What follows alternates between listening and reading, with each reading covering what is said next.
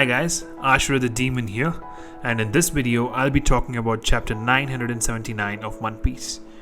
Now, I will be spoiling it too if you haven't read the chapter, so please read the chapter before you see this video.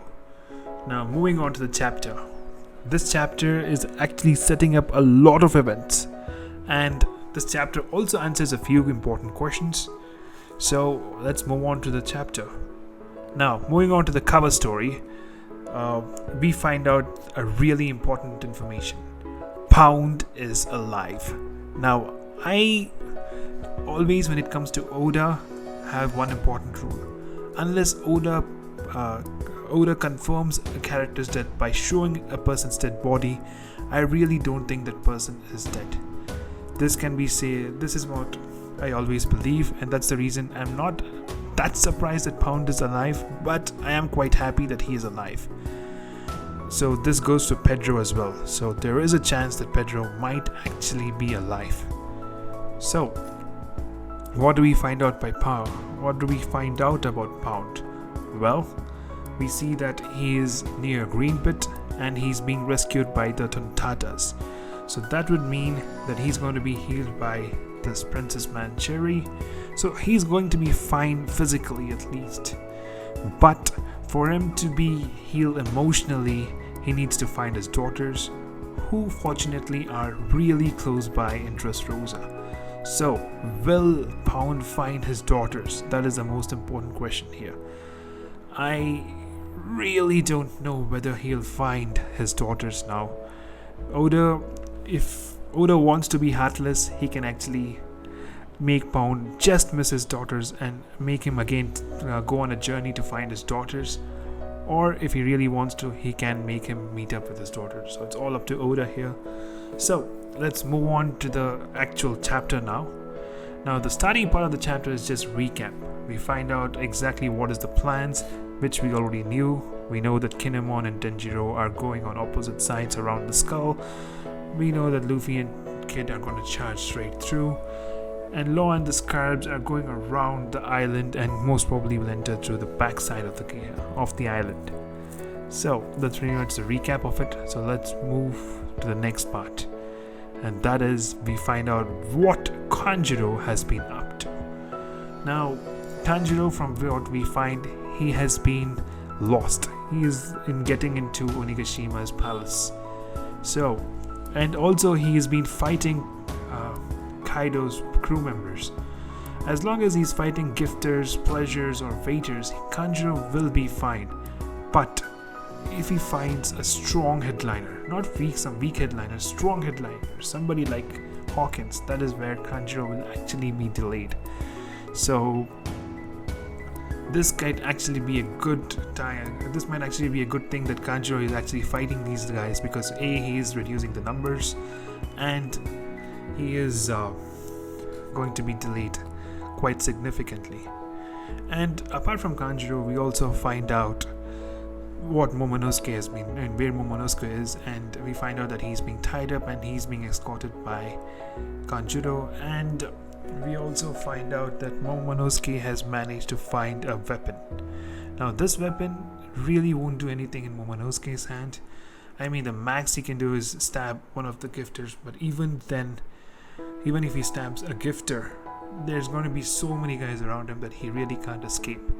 So the major damage I can see him doing with this weapon is him attacking a drunk Orochi. Orochi is not really that well trained. So, and seeing Momonosuke in being tied up, he will definitely lose his guard around Momonosuke. So Momonosuke can use this opportunity, stab Orochi and try to run. But I really don't see even that doing too much of a damage. Unless Momonosuke gets a proper 1v1 fight with Orochi with nobody around him, then there's a chance that Momonosuke might be able to defeat Orochi, because Orochi is that drunk. If Orochi was in his normal state, then Momonosuke will definitely not be able to defeat him. But because Orochi is drunk, and the fact that when he transforms, his heads do not listen to him, there is a chance that Momonosuke might be able to defeat Orochi. Now moving away from Momonosuke, we come to the Strawhats. and we see the black rhinoceros bike and the brachio tank. And this is really the best part of the chapter in my opinion, because this part contains the Franky Robin scene with Brook. I mean, Brook really stole the show of this chapter. I mean, look at this. Franky asks Robin, "Can you sit behind? Let's go." And then Brook says, "Thanks." And he sits right behind Franky. And Franky is like, "Okay, having a guy behind me is also not bad," and just drives off. And Robin is like, "That was obviously meant for me." So this was really the best part of the chapter in my opinion, and it really shows the dynamic between the three. And I frankly ship Franky and Robin, so this was a really high point for me in this chapter. So apart from this, we find out that Luffy has gone ahead, so has Zoro. So that would really be spelling disasters. I mean, Luffy will definitely get spotted. Zoro is a little more shrewd, but even he will get spotted, and more than getting spotted, he'll definitely get lost. So that is the thing. I mean, Zoro could get so lost that he might actually go end up to where Kanjuro is, or even worse, he might actually go back to where Hiyori is, even though that is extremely difficult. But this is Zoro we are talking about, so we really don't know. And we also find out that Chopper, Usopp, Nami, Sanji, Carrot and Shinobi are riding the tank, whereas Franky and Brook are riding the bike, and Jinbei and Robin are walking together. And one more important thing which I wanted to talk about. Chopper, Nami, Usopp and Sanji are actually surprised that Luffy has gone off ahead, because they are scared that he will be found out. But my big question is, these guys are riding a tank and the bike. So these guys are actually more easier to spot than Luffy, who is in their garb. So I really don't know how these guys are like.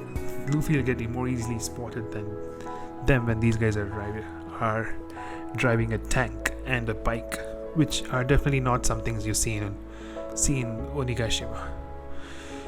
And the last thing we see in this chapter is regarding the Strawhats is a silhouette. Now I'm really not sure as to who the silhouette belongs to, because we don't see any strong impression, but my guess is there's only two people. The less likely guess is Hawkins, but I don't think it is Hawkins. I think it is Caribou.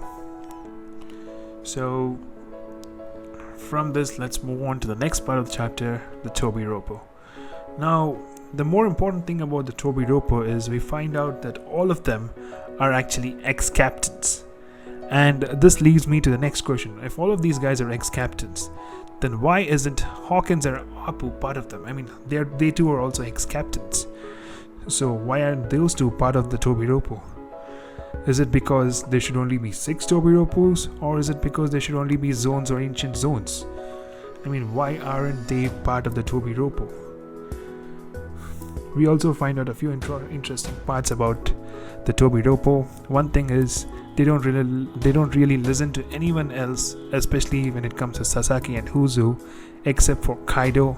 And even when Kaido tells them something to do, they just don't obey and listen to Kaido. They're like, okay, we'll do that, but what do we get in return? So that is the kind of relationship with the Tobiroppo and Kaido. And we also find out that the written present for Tobiroppos, once they find out where Kaido's son is a chance to challenge the All-Stars and a chance to take their place even. So that is what we find out. Moving on, next we come to Yamato. Now, Yamato, for me, just because of the name, there's a few important things that I want to talk about Yamato. One thing, because his name is Yamato, it is more likely that he is born in Wano and born and raised in Wano. And one more important thing is Kaido keeps referring to him as his idiot son.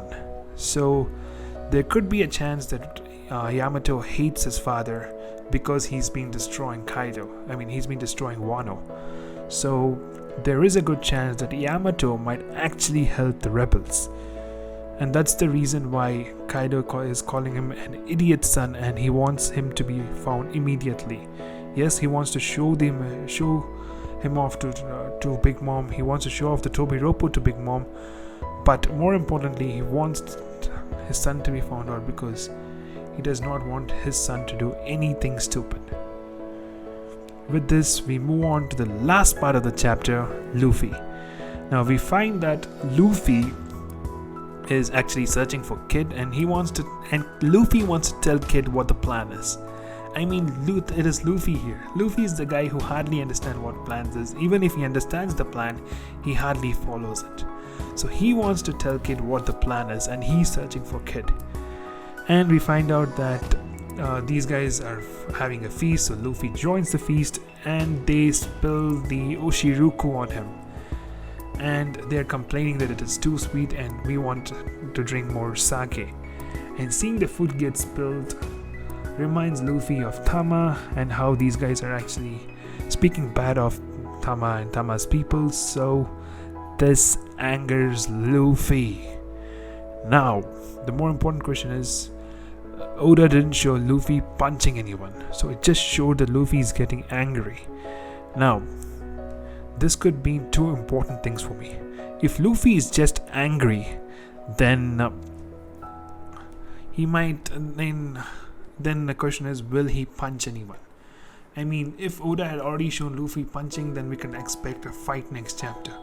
But since Oda showed only Luffy getting angry, we might actually see a small twist in which even though Luffy gets angry, he just laughs it off and move forward because he knows that his goal here is to defeat Kaido, not to fight some weaklings right there and get exposed.